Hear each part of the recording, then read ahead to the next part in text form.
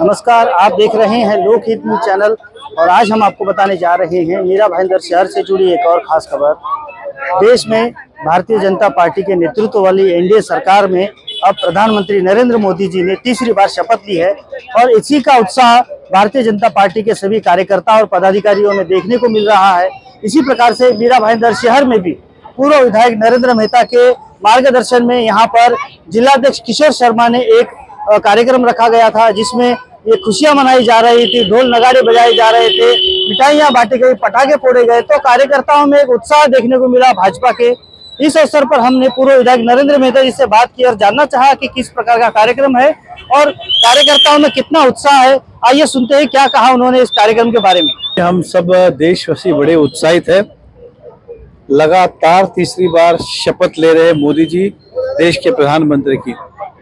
हम देशवासी तो खुश है, लेकिन कई सारे अंतर्राष्ट्रीय देशवासी भी खुश है, क्योंकि मोदी जी ने कई सारे आने वाले प्लान बनाए 2047 तक इस देश के हर बच्चे का, हर नागरिक का भविष्य हेतु।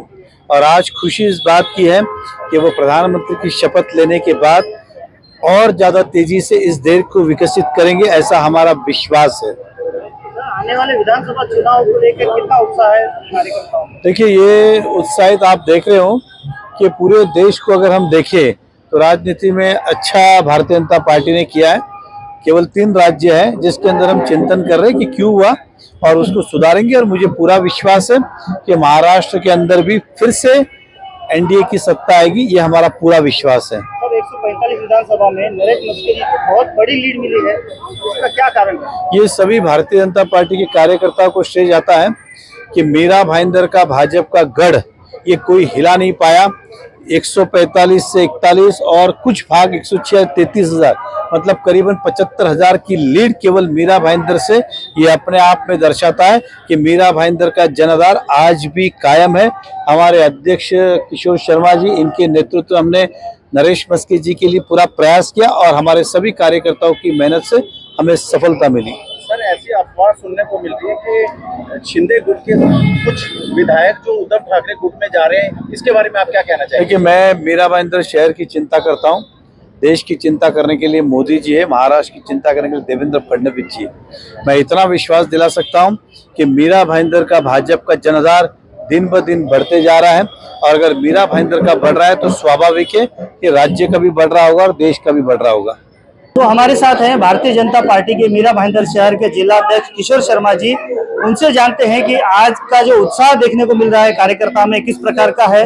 किशोर शर्मा जी, आज तीसरी बार नरेंद्र मोदी जी ने प्रधानमंत्री के तौर पर शपथ ली है, क्या कहेंगे इस बारे में? देखिए, पूरे देश में खुशी का माहौल है।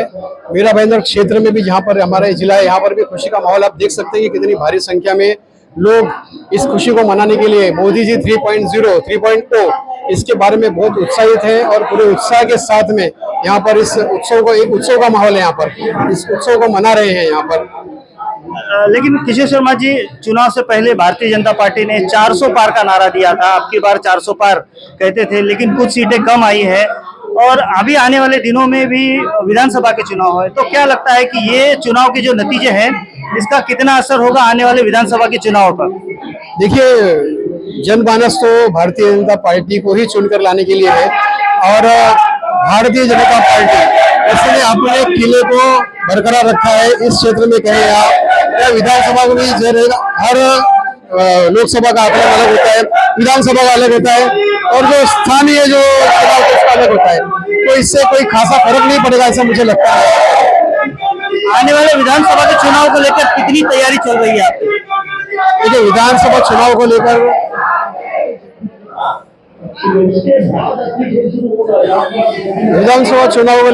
देखिए, हमारे प्रदेश के अध्यक्ष माननीय श्री चंद्रशेखर बावनकुले जी, उनके आदेशानुसार उन्होंने जो 24 सूत्रीय कार्यक्रम दिए हुए हमें और अन्य कार्यक्रम दिए, उसके अनुसार भारतीय जनता पार्टी का एक कार्यकर्ता पन्ना प्रमुख तक के काम को कर रहा है।